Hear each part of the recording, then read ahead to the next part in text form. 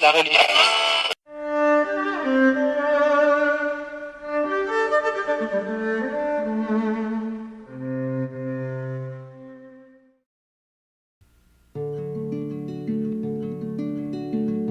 Quand la demoiselle dorée s'envole au départ des hivers, souvent sa robe diaprée, souvent son aile est déchirée au milieu d'art des buissons verts. Souvent son aile est déchirée au milieu d'art des buissons verts. Ainsi jeunesse vive et frêle, qui t'est garant de tous côtés, vole où ton instinct t'appelle, souvent tu déchires ton aile aux épines des voluptés. Souvent tu déchires ton aile aux épines des voluptés.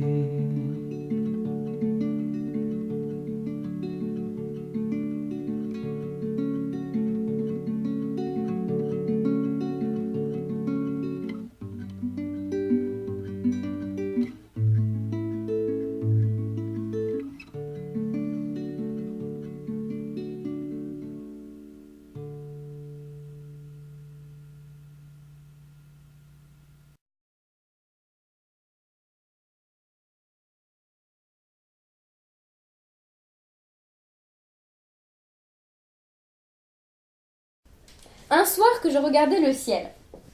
C'est le nom du poème. Elle me dit un soir en souriant: Ami, pourquoi contemplez-vous sans cesse le jour qui fuit, ou l'ombre qui s'abaisse, ou l'astre d'or qui monte à l'Orient? Que font vos yeux là-haut? Je les réclame. Quittez le ciel, regardez dans mon âme.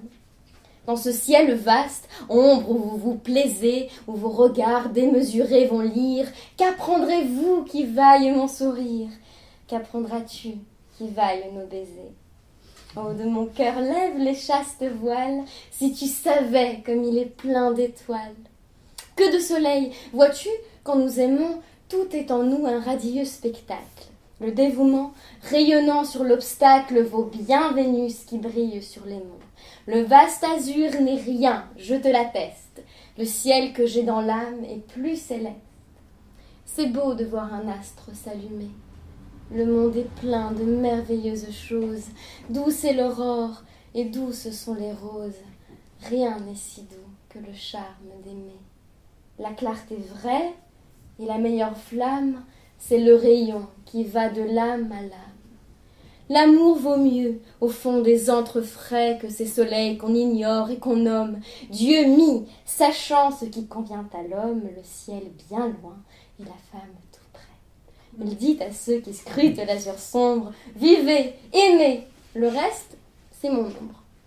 Aimons, c'est tout, et Dieu le veut ainsi.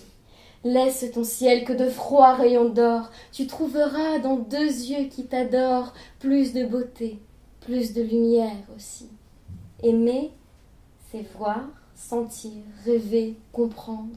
L'esprit plus grand s'ajoute au cœur plus tendre. Viens, bien-aimé, n'entends-tu pas toujours dans nos transports une harmonie étrange? Autour de nous, la nature se change en une lyre et chante nos amours. Viens, aimons-nous, errons sur la pelouse, ne songe plus au ciel, j'en suis jalouse. Ma bien-aimée ainsi tout bas parlait, avec son front posé sur sa main blanche, et l'œil rêveur d'un ange qui se penche, et sa voix grave, et cet air qui me plaît. Belle et tranquille, et de me voir charmée, ainsi tout bas parlait ma bien-aimée. Nos cœurs battaient, l'extase m'étouffait, les fleurs du soir entr'ouvraient leurs corolles. Qu'avez-vous fait, arbre de nos paroles, de nos soupirs, rochers, qu'avez-vous fait? C'est un destin bien triste que le nôtre, puisqu'un tel jour s'envole comme un autre. Ô souvenir, trésor dans l'ombre accrue, sombre horizon des anciennes pensées, chère lueur des choses éclipsées, rayonnement du passé disparu, comme du seuil et du dehors d'un temple, l'œil de l'esprit en rêvant vous contemple. Quand les beaux jours font place aux jours amers, de tout bonheur il faut quitter l'idée. Quand l'espérance est tout à fait vidée. Élégie du matin.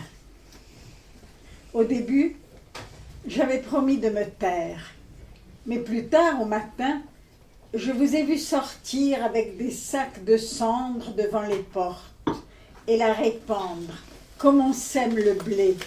N'y tenant plus, j'ai crié « Que faites-vous? Que faites-vous? C'est pour vous que j'ai neigé toute la nuit sur la ville. C'est pour vous que j'ai blanchi chaque chose toute la nuit. Ah, si vous pouviez comprendre comme il est difficile de neiger. Hier soir, à peine étiez-vous couché que j'ai bondi dans l'espace. Il y faisait sombre et froid. Il me fallait voler jusqu'au point unique où le vide fait tournoyer les soleils et les éteints, tandis que je devais palpiter encore un instant dans le coin, afin de revenir, neigeant. Parmi vous, le moindre flocon, je l'ai surveillé, pesé, éprouvé, pétri, fait briller du regard. Et maintenant, je tombe de sommeil et de fatigue, et j'ai la fièvre.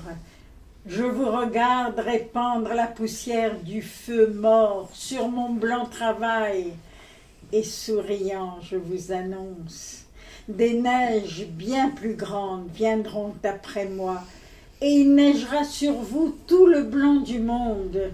Essayez dès à présent de comprendre cette loi. Des neiges gigantesques viendront après nous, et vous n'aurez pas assez de cendres, et même les tout petits enfants apprendront à neiger, et le blanc recouvrira vos piètres tentatives à le nier, et la terre entrera dans le tourbillon des étoiles comme un astre brûlant de neige. Et puis un jour, en désespoir de cause, je me suis dit, bon, après tout, il y a ce lieu, là, le Club des Poètes, j'y suis jamais allé. Je vais aller voir ce que c'est. À l'époque, il y avait il y avait une annonce dans l'officiel des spectacles.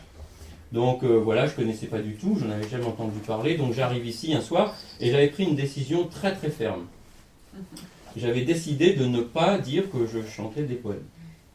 Parce que j'avais été, d'après moi, trop humilié de trop nombreuses fois. Donc j'en avais marre qu'on me dise qu'on ne voulait pas écouter les cassettes, que tout était rempli pour les 3 prochaines années. Donc j'en avais marre. Le directeur de la Maison de la Poésie, je blague pas, le directeur de la Maison de la Poésie, que j'ai rencontré, voilà, personnellement, je lui ai raconté tout ça, voilà ce que je fais, tout ça, et il m'a dit, mais vous savez, mon garçon, il m'a regardé d'un air un peu, voilà, j'ai 50 ans, je vais vous apprendre la vie.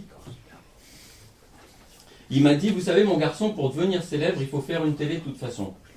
Et je lui ai dit, mais c'était pas du tout ma question. Ma question, c'est, est-ce que ça vous intéresse d'écouter? Je vous demande même pas de me mettre dans le programme, je vous demande simplement si vous voulez me donner 10 minutes de votre temps, je vous chante un poème d'Aragon, et puis après on n'en parle plus.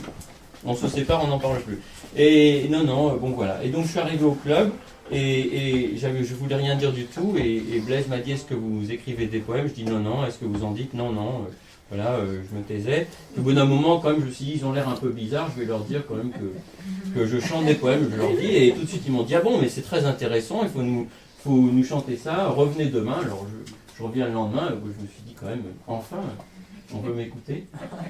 Je suis revenu le lendemain, j'ai chanté quelques poèmes, et Jean-Pierre m'a dit, mon lapin, reviens quand tu veux. Donc, de Jean-Pierre Ronet, Épitaphe.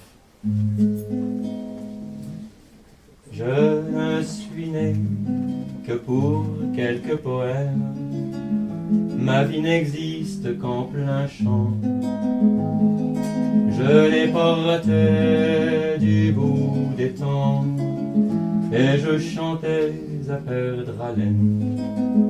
Je discourais d'amour la nuit au pied des arbres, et la nuit m'accueillait, et la forêt m'aimait. Je ne veux sur ma tombe ni le fer ni le marbre, mais je souhaite un ruisseau et quelques roitelets. Je ne veux rien sur ma dépouille, rien qui puisse me rappeler, rien qu'un peu d'eau sur les grenouilles et quelques enfants à jouer. J'aimais tant le chant des grenouilles, glissant l'anneau d'or de l'été, et les enfants mal décoiffés. Je ne suis né que pour quelques poèmes, qui même m'oublie pas, amour de moi. Rien n'est plus urgent que la vie qui fuit entre nos doigts.